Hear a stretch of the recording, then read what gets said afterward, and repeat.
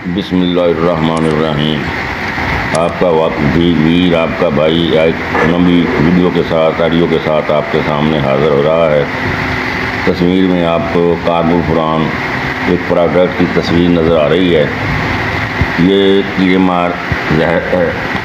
ये अगर कमाद को अब सितंबर काश्त की बुझाई का मौसम है, इसको जब कमाद की बुझाई की जाती है कि इसको 2 थैली जिंक के साथ कमाद में डाल दिया जाए बुझाई के वक्त, तो इससे बहुत अच्छी प्रोडक्ट होती है। कमाद का फटाव फोड़ ज़्यादा होती है और कीड़े मकोड़े जो अंडे होते हैं ना सुंडियों के, वो उनको तलफ कर देती है। जितनी कमाद की फोट होती है वो सारी जवान हो जाती है, तैयार होती है। इसलिए ये आपकी पैदावार को बढ़ाने में बहुत अहम किरदार अदा करती है। 1 एकड़ में किले में 1 लाख पौधा कमाद का होना चाहिए, लेकिन हमारे यहाँ 50-60 हज़ार होता है। उसकी वजह यह है कि हम उसमें बुझाई के बाद कीड़े मार जहर नहीं डालते। कीड़े मार जहर डालें और गुल्ली के साथ गुल्ली जोड़ कर डालें, थोड़ा सा बीज ज़्यादा डालें तो इंशाल्लाह बहुत अच्छी